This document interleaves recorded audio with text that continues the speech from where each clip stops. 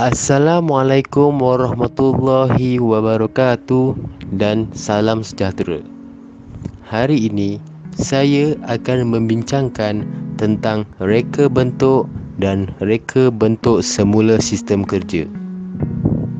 Pada hujung bab ini, anda akan memahami tentang reka bentuk sistem kerja, reka bentuk semula sistem kerja, tindakan strategik reka bentuk semula sistem kerja, penggabungan dan pengambil alihan sistem kerja. Yang pertama, sistem kerja. Apa yang pekerja lakukan? Seterusnya, apa yang pekerja perlukan? Dan bagaimana sesuatu pekerjaan berkait dengan pekerjaan yang lain? Apa yang pekerja lakukan? Pekerja akan melakukan tugas yang paling mencabar dalam organisasi. Seterusnya, organisasi memastikan pekerja produktif dan bermotivasi dengan tugas yang diberikan agar mereka tidak terbeban menyebabkan tekanan di tempat kerja. Dan akhir sekali, jawatan dan tugas yang berbeza akan diberi pampasan yang berbeza. Seterusnya, apa yang pekerja perlukan? Pekerja memerlukan perubahan demografi, keseimbangan kehidupan dan pekerjaan, wakil pekerja atau kesatuan pekerja, dan keselamatan. Bagaimana sesuatu pekerjaan berkait dengan pekerjaan yang lain? Yang pertama ialah tugas berkumpul, yang kedua tugas berurutan, dan yang ketiga tugas timbal balik. Baik, bagi tugas berkumpul, pekerja boleh bekerja secara berdikari dalam melaksanakan tugasan mereka, tetapi menggunakan penyelarasan aktiviti. Seperti contoh, pegawai pinjaman bank, mereka menyelesaikan permohonan peminjam dari mula sehinggalah selesai tanpa melibatkan pekerja lain. Yang kedua, tugas berurutan. Aliran kerja dari satu individu kepada satu individu yang lain, di mana seseorang individu bergantung kepada kerja individu sebelumnya yang telah lengkap dan berkualiti. Seperti contoh, barisan pekerja operasi, iaitu pekerja yang bekerja dalam pemasangan komponen komputer perlu sempurnakan tugasan menjadi sebuah komputer. Yang terakhir, tugas timbal balik. Pekerja boleh melaksanakan tugas mereka tanpa ada turutan, dan alian kerjanya tidak semestinya boleh diramal dan sering berlaku secara spontan untuk disesuaikan dengan keadaan.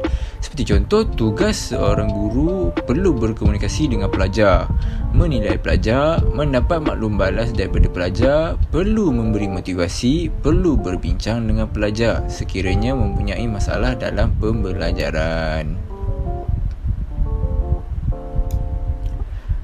Baik, untuk strategi reka bentuk semula sistem kerja. Yang pertama, apabila persekitaran organisasi tidak stabil, maka organisasi memerlukan sistem kerja yang lebih fleksibel dan mudah diterima pakai oleh semua orang. Yang kedua, trend ke arah mereka bentuk semula sistem kerja telah menyebabkan banyak perubahan dalam cara kerja dijalankan. Yang ketiga, perubahan ini boleh memberi kesan negatif kepada pekerja kerana mereka merasakan kerja mereka kurang terjamin untuk berkhidmat di dalam organisasi.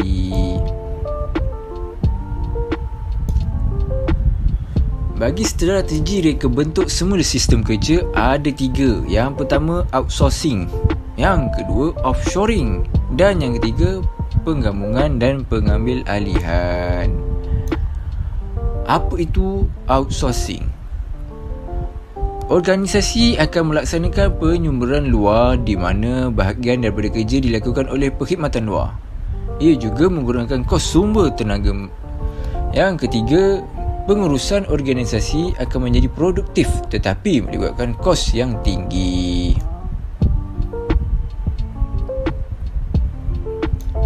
Offshoring pula melibatkan mengeksport tugas dan pekerjaan ke negara luar di mana kos buruh dan menghasilkan kualiti yang bermutu tinggi.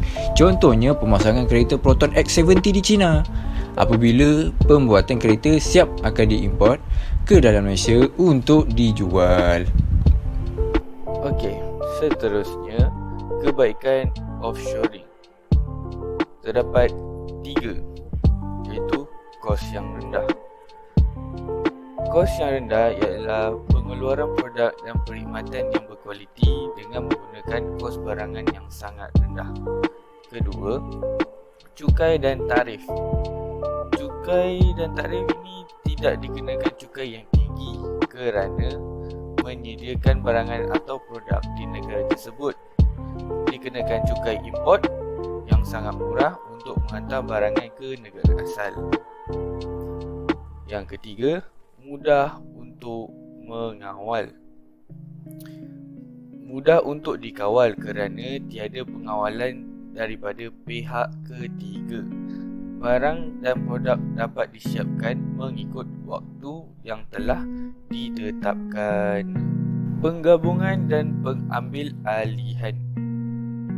Penggabungan transaksi di mana dua syarikat bersetuju untuk menggabungkan operasi mereka secara agak setara kerana mereka mempunyai sumber dan keupayaan yang boleh mewujudkan kelebihan daya saing yang kukuh. Contohnya, syarikat A dengan syarikat B akan menghasilkan syarikat C. Pengambil alihan. Transaksi di mana satu firma memberi firma lain dengan niat untuk menjadi lebih berkesan. Syarikat A beli syarikat B jadi syarikat A. Kebaikan penggabungan dan pengambil alihan. Menjana nilai yang lebih besar. Syarikat akan berjaya dalam menjana kecekapan kos melalui pelaksanaan skala ekonomi. Ia dijangka akan menambah nilai pemegang saham firma selepas penggabungan atau pengambil alihan. Bagi memperoleh kecekapan kos, apabila dua syarikat memilih penggabungan atau pengambil alihan, manfaatnya adalah dari segi kecekapan kos. Kedua-dua syarikat membentuk sebuah syarikat yang baru yang lebih besar. Pengeluaran yang dilakukan adalah skala yang lebih besar. Seterusnya, meningkatkan pasaran saham. Peningkatan dalam bahagian pasaran adalah salah satu manfaat yang munasabah mengenai penggabungan dan pengambil alihan. Kebaikan penggabungan dan pengambil alihan. Kelebihan daya saing yang tinggi. Firma baru biasanya lebih efisien dan berdaya saing berbanding dengan organisasi induk. Meningkatkan imej syarikat baru. Imej syarikat akan meningkat dengan pergabungan dua syarikat. Pemegang saham yakin untuk membuat pelaburan. Kesimpulannya, organisasi perlu mengkaji persekitaran organisasi apabila merancang untuk mereka bentuk sistem kerja dalam organisasi. Sekian daripada kami. Saya Muhammad Aiman, Muhammad Amir dan Muhammad Samir.